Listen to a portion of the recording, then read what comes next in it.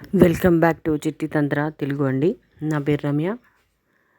ఈరోజు నేను చెప్పబోయే తంత్ర ఏంటంటే, మనము ఐశ్వర్యం కలగాలి మనకు అంటే రోజు నేను చెప్పిన విధంగా మీరు శివుడికి అభిషేకం చేసి చూడండి. మీకు వితిన్ ఒక 41 రోజుల్లోనే మీకు మార్పు అనేది కనిపిస్తుంది. కానీ చెప్పినట్టుగా చేయండి.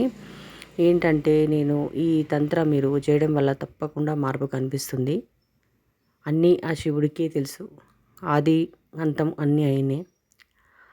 ఈరోజు చెప్పబోయే తంత్ర మాత్రం మీరు రోజు చేస్తే మాత్రం చాలా మంచిదండి.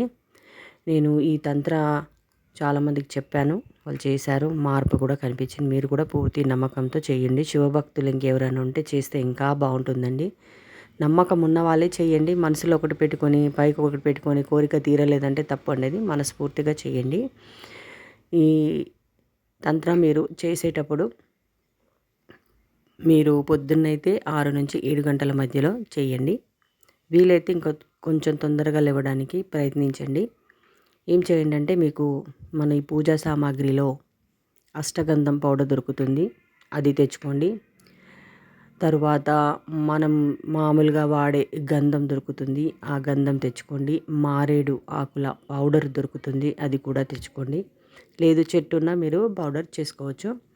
అలాగే మళ్ళా ఇంకా వచ్చేసి ఇది గోరోజనం పౌడర్ ఉంటుంది, మీకు షాపుల్లో దొరుకుతుంది. అన్ని పూజా సామాగ్రిలో దొరుకుతాయి, అవన్నీ తెచ్చుకోండి. రోజు ఒకటి మీరు నీళ్ళల్లో కలిపి ఆ శివుడికి అభిషేకం చేయండి. రోజు ఒక్కదాంతో చేయండి. మీరు అభిషేకము చేస్తూ ఉండండి. అట్లా మీకు మార్పు అనేది తప్పకుండా కనిపిస్తుంది. మీకు తోచిన నైవేద్యం ఏదైనా పెట్టుకోండి ఆ శివుడికి. ఇలా మీరు చేస్తూ ఉంటే ఒకరోజు అష్టగంధంతో చేస్తే మళ్ళీ నెక్స్ట్ డే మామూలు గంధం పౌడర్ ఉంటుంది కదండి, ఆ గంధం పౌడర్తో ఒకరోజు చేయండి.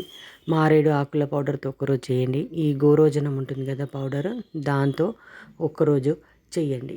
ఇలా మీరు చేస్తూ ఉంటే మార్పు అనేది మీకు తప్పకుండా కనిపిస్తుంది. మీరు ఎందులో ముందు జాబులో అయినా దేంట్లో అయినా ఎలాంటి ప్రయత్నాలు చేసినా విజయం మీ వెంటే ఉంటుంది.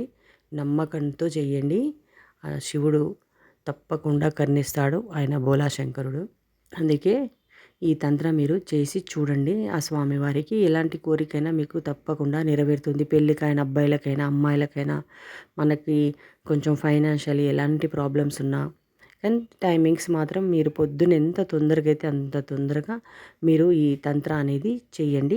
ఇంట్లో లింగం ఉన్న వాళ్ళు ఇంట్లో పూజ చేసుకోవచ్చు. లేదు గుడి దగ్గరగా ఉంది అంటే ఆ గుడిలో కూడా వెళ్ళి చేసుకోండి.